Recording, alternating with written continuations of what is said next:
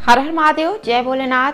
YouTube channel भक्ति सागर में आपका स्वागत है। चैनल पे अगर आप मेरी आवाज़ को पहली बार सुन रहे हैं तो चैनल को सब्सक्राइब कर लीजिएगा, बेल आइकन के बटन पे भी क्लिक कर दीजिएगा ताकि आने वाली वीडियो की नोटिफिकेशन, पूजा पाठ से संबंधित जानकारी की वीडियो आप तक सबसे पहले समय पे पहुंच सकेगी। और वीडियो पसंद आती है तो लाइक जरूर से करिए और कमेंट सेक्शन में कमेंट्स लिखना ना भूलिए। तो दोस्तों, वीडियो को शुरू करते हैं। और आज इस वीडियो में मैं बात करूंगी कार्तिक पूर्णिमा की डेट के बारे में। जानेंगे सही डेट क्या है, किस दिन व्रत रखा जाएगा, स्नान और दान की सही तारीख को, मुहूर्त को, महत्व के बारे में। साथ ही जानेंगे कि घर पे ही रह के गंगा जी के लिए दीपदान कैसे करें। दोस्तों, चलिए वीडियो को शुरू करते हैं। कार्तिक पूर्णिमा का जो पर्व होता है वो हर साल कार्तिक शुक्ल पक्ष की पूर्णिमा तिथि को आता है। इस दिन पवित्र नदियों में स्नान करने का विधान है और उसके बाद जो है दान करते हैं। कार्तिक पूर्णिमा पे स्नान करने से अक्षय पुण्य की प्राप्ति होती है और व्यक्ति को पाप से भी मुक्ति मिलती है। इस दिन लोग व्रत रखकर सत्यनारायण भगवान की पूजा करते हैं, साथ ही सत्यनारायण भगवान की कथा भी करते हैं, सुनते हैं। इस दिन भगवान शिव की पूर्णिमा पे जो है पूजा का विधान है और इसको त्रिपुरारी पूर्णिमा के नाम से भी जाना जाता है। इस दिन देव दीपावली भी मनाई जाती है। पूर्णिमा की रात को चंद्रमा की पूजा का खास विधान है। इस दिन जो है चंद्रमा की पूजा करके चंद्रमा को अर्घ्य दिया जाता है। हिंदू कैलेंडर के अनुसार साल 2024 में कार्तिक पूर्णिमा का जो पर्व है वो 15 नवंबर 2024 को है। पूर्णिमा की तिथि 15 नवंबर 2024 शुक्रवार की सुबह 6:19 से शुरू हो जाएगी और यह तिथि 16 नवंबर शनिवार को तड़के 2:58 पे खत्म होगी। तो ऐसे में उदया तिथि के आधार पे कार्तिक पूर्णिमा का जो पर्व है वो 15 नवंबर को यानी शुक्रवार को मनाया जाएगा और 15 नवंबर को ही स्नान और दान का भी मुहूर्त प्राप्त हो रहा है।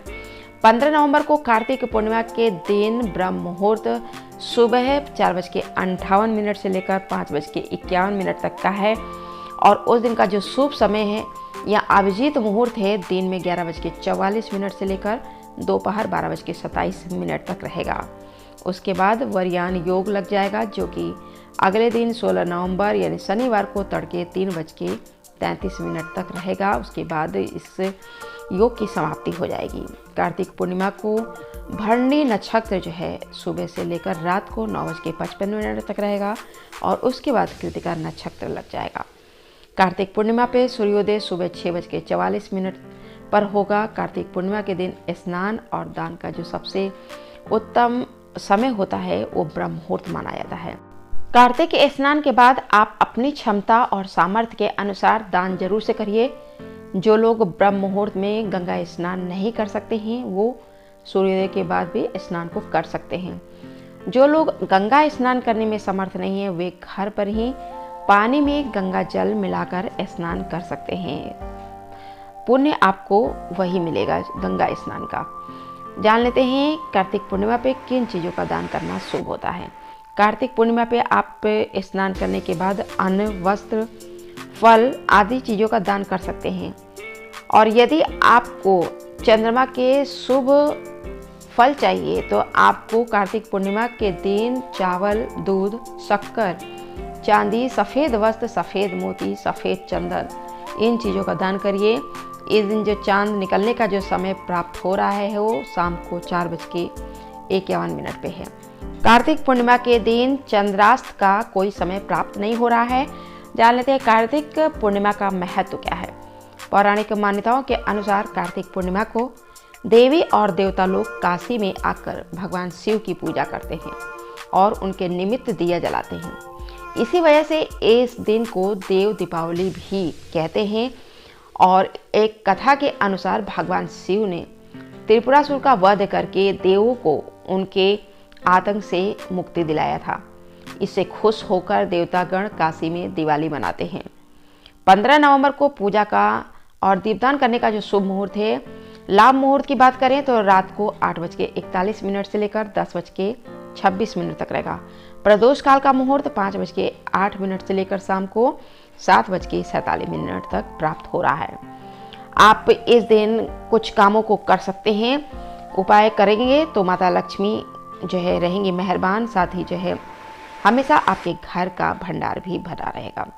कार्तिक पूर्णिमा के दिन खास तौर से जो है घर की साफ सफाई की जाती है। साथ ही पूजा अर्चना करने के बाद विष्णु जी की और माता लक्ष्मी जी की जो पूजा की जाती है और इस दिन इनको फल और मिठाई सहित अन्य चीज़ों का भी भोग लगाया जाता है और ऐसी मान्यता है कि इससे घर में धन लाभ के योग बनते हैं।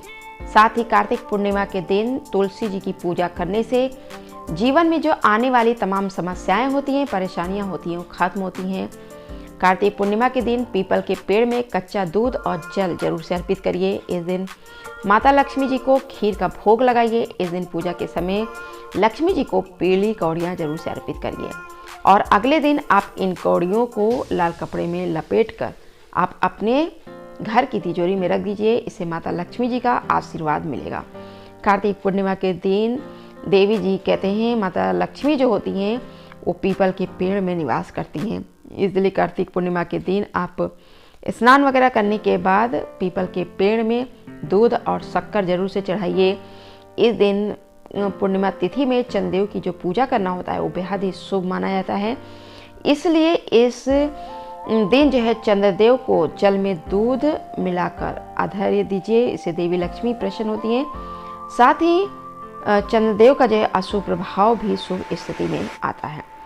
इस दिन घर के मुख्य दरवाजे पे बंधनवार जरूर से लगाइए।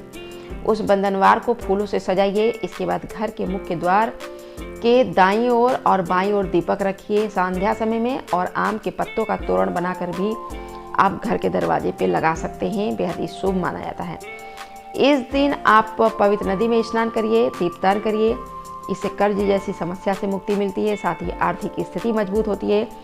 इस दिन दीपदान करने से श्री हरि और माता लक्ष्मी प्रसन्न होते हैं। सभी तरह के संकट दूर होते हैं, धन लाभ होता है।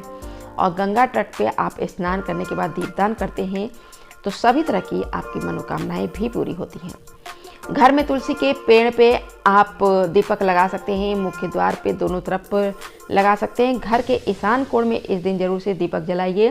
घर के पूजा स्थान पे दीपक जलाइए और इस दिन घर में आप गंगा जी के नाम से भी दीपदान कर सकते हैं। इसके लिए कोई भी एक बड़ा पात्र ले लीजिए और उसमें पानी भर लीजिए, थोड़ा सा गंगा जल मिला लीजिए और उसमें एक शुद्ध घी का दीपक प्रज्वलित कर दीजिए। अगर देवी गंगा जी का स्मरण करके इस दीपक को जलाते हैं तो जो है बेहद ही शुभ माना जाता है और माता गंगा का आशीर्वाद मिलता है। दीपक जलाते समय आप इस मंत्र का जाप कर सकते हैं। शुभम करोति कल्याणम आरोग्यम धन संपदाम शत्रु बुद्धि विनाशाय दीपम ज्योति नमस्तुते। दोस्तों जानकारी अगर आपको अच्छी लगी हो तो लाइक जरूर से करिए। वीडियो को यहीं पे देती हूँ विराम। मिलते हैं आगे की वीडियो में कुछ नया विषय लेकर। तब तक के लिए धन्यवाद।